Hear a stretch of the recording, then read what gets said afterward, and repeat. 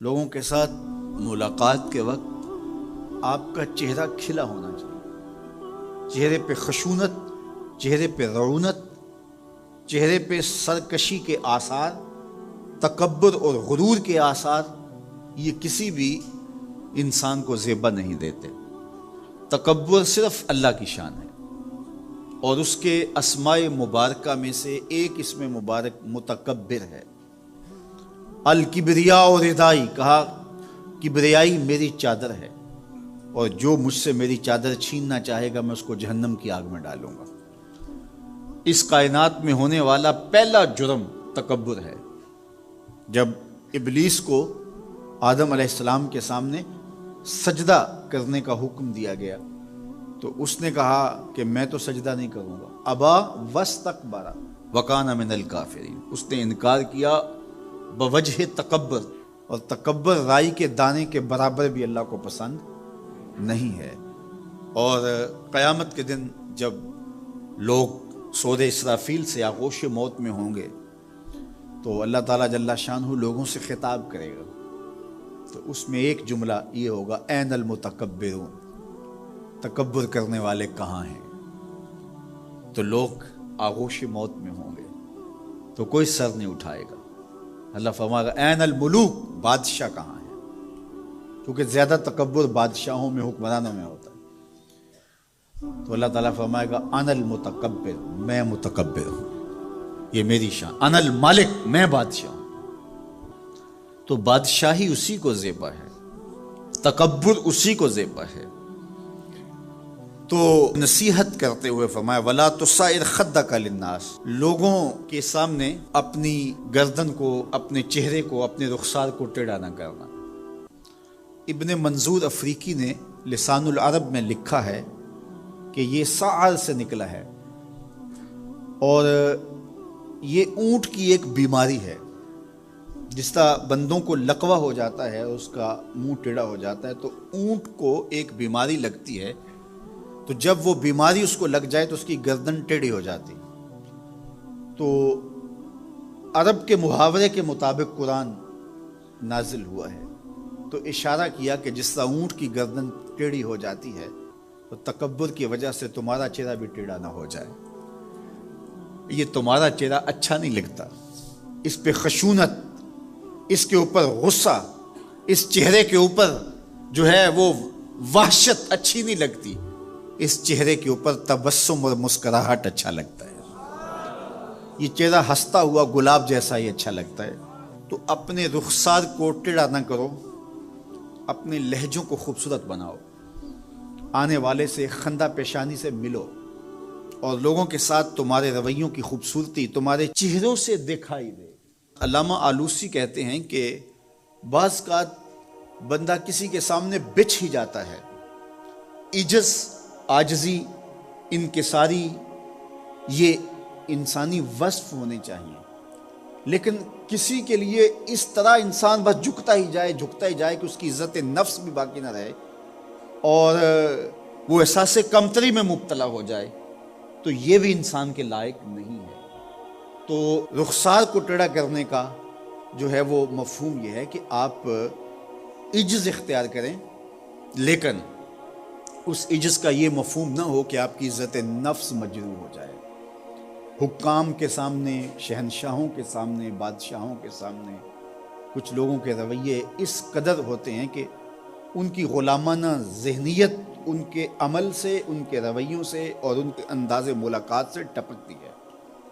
تو جب آپ کسی سے عجز کے ساتھ، محبت کے ساتھ پیش آتے ہیں تو وہ اپنی جگہ، لیکن اس کے اندر تجاوز ایسا نہ ہو کہ آپ کا رخسار ٹیڑھا ہو جائے۔ مطلب کیا ہے کہ آپ حد سے نیچے گر جائیں اور اپنی خودی کو بھی بیچ ڈالیں، تو اس سے بھی منع کیا گیا ہے۔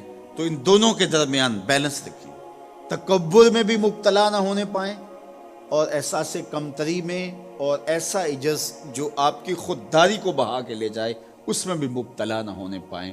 وقار کے ساتھ، ادب کے ساتھ، محبت کے ساتھ لوگوں کے ساتھ پیش آئیں۔ ہر دور میں ایسا ہوا ہے کہ جب کسی کو سمجھایا جائے اور اس کا نفس نہ مان رہا ہو، اس کے نفس پہ شاک ہو، تو وہ پھر کب بات مانتا ہے؟ جب میرے حضور نے لوگوں کو سمجھایا کہ تم غلط راہوں پہ ہو تو وہ ماننے کے لیے تیار تھے، لیکن کیا یہ کہہ کے راستہ فرار کا اختیار کیا گیا کہ یہ دور نہیں رہا کہنے کا ٹھیک ہے اپنی مرضی جائیں جہنم میں؟ کہا نہیں، تم مانو نہ مانو میں تمہاری دہلیز تک پہنچ کے اللہ کا پیغام پہنچاؤں گا۔ تو کیا آج اگر کوئی بچہ ہمارے پہ ناراض ہو جاتا ہے سختی کرنے کی وجہ سے، تو اس کی ناراضگی کے ڈر کی وجہ سے اس کو ہم نہیں کہیں گے؟ تو ایسا نہیں ہوتا۔ وقتی طور پہ اگر اس کو سمجھ نہیں بھی آ رہی، لیکن ایک وقت آئے گا وہ سمجھے گا کہ میرا خیر خواہ یہ تھا۔ وہ استاد، وہ مربی ہمارے جنہوں نے سختی کی ہمارے اوپر، اور پھر آج ہم کسی منزل پہ اگر پہنچے تو ہم ان کے شکر گزار ہوتے ہیں کہ نہیں ہوتے؟ کہ فلاں استاد فلاں زمانے میں بڑی سختی کی لیکن ہم پڑھے ہی اس کی وجہ سے۔ تو ماں باپ سختی کرتا ہے، بچپنے کی عمر، لڑکپن کا زمانہ، تو اولاد کو بعض کا ماں باپ کی باتیں جو ہیں وہ اچھی نہیں بھی لگتی، لیکن ماں باپ کا ایک حیا ادب ہوتا ہے تو قبول تو ان کو کرنا ہی پڑتا ہے۔ اس وقت وہ کہتے ہیں شاید ماں باپ ہمارے پہ ناجائز سختی کر رہے ہیں، لیکن ایک وقت آتا ہے تو وہ سمجھتے ہیں کہ ہم صبر کے نکھر کے جو معاشرے کا حسن بنے، یہ ماں باپ نے تراشا تھا تو ایسے بنے، پھر وہ ماں باپ کے شکر گزار ہوتے ہیں۔ تو اس لیے آپ کسی سے ہمدردی کریں تو وقتی طور پہ تو اس کو تکلیف ہوگی، لیکن بعد میں آپ کا شکر گزار ہوگا۔ علامہ رومی نے اس پر ایک بڑی خوبصورت مثال دی، کہتے ہیں ایک شخص درخت کے نیچے لیٹا ہوا تھا اور خراٹے لے رہا تھا، ایک چھوٹا سا سانپ آیا اور اس کے منہ کے اندر گھس گیا، اور ایک شخص گزر رہا تھا، اس نے دیکھ لیا۔ وہ بڑا پریشان ہوا کہ اگر میں نے اس کو بیدار کر کے کہا کہ تیرے اندر سانپ گھس گیا ہے تو یہ خوف سے مر جائے گا، اب کیا کروں؟ تو اس نے ایک چھڑی سے اس کو زور سے مارا، وہ ہڑبڑا کے اٹھا، کیا ہوا؟ اس نے ایک اور چھوڑی، اس نے بھاگنا شروع کر دیا، وہ بھی اس کے پیچھے بھاگنے لگا، اس کی رفتار کم ہونے لگتی تو ایک اور مارتا۔ کیا خدایا کیا مصیبت ہے، میں نے اس کو کیا کہا، میں تو آرام سے سویا ہوا تھا درخت کے نیچے، لیکن وہ ایک دم گھبراہٹ کا شکار آگے بھاگتا چلا جاتا ہے۔ آگے کوئی باغ آ گیا تو اس میں فروٹ لٹک رہا تھا، تو کہا کہ کھاؤ۔ عجیب آدمی ہے، مارتا ہے اور کہتا ہے کھاؤ۔ اس نے کھایا، کہا اور کھاؤ، اس نے کہا بابا بس میری بس ہوگی، کہا نہیں اور کھاؤ، اس نے اور کھایا۔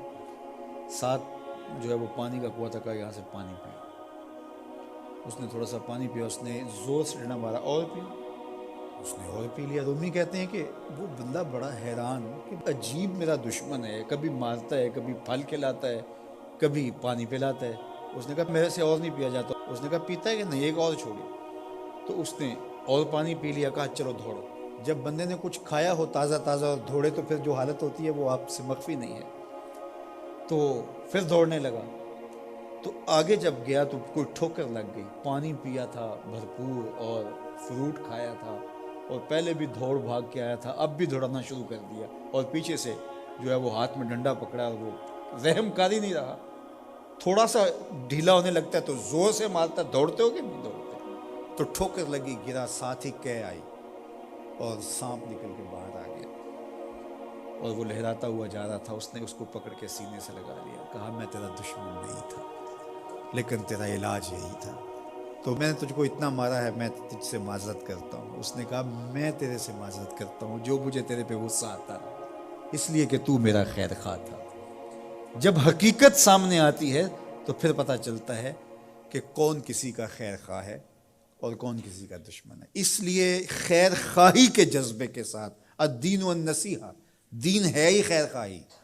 تو خیر خواہی کبھی اس طرح ہوتی ہے کہ آپ کسی کی خیر خواہی کر رہے ہوتے ہیں، اسے لگ رہا ہوتا ہے کہ یہ میری خیر خواہی کر رہے ہیں، اور وہ آپ کو اس وقت ہی شکر گزار ہوتا ہے۔ اور کبھی ایسا ہوتا ہے آپ اس کی خیر خواہی کر رہے ہوتے ہیں، اس کو نہیں لگ رہا ہوتا کہ یہ میری خیر خواہی کر رہا ہے، اس کو غصہ آ رہا ہوتا ہے، لیکن جب اس کو بعد میں سمجھ آتی ہے کہ اس نے میری خیر خواہی کی ہے تو پھر وہ آپ کا شکر گزار ہوتا ہے۔ اور کبھی ایسا ہوتا ہے اس کو بعد میں بھی نہیں پتہ چلتا اس نے میری خیر خواہی کی ہے، لیکن تمہارا رب جانتا ہے، وہ اگر رائی کے دانے کے برابر بھی نیکی ہو اور وہ کسی پہاڑ میں بھی ہو، تمہارا رب اس کو بھی لے آئے گا۔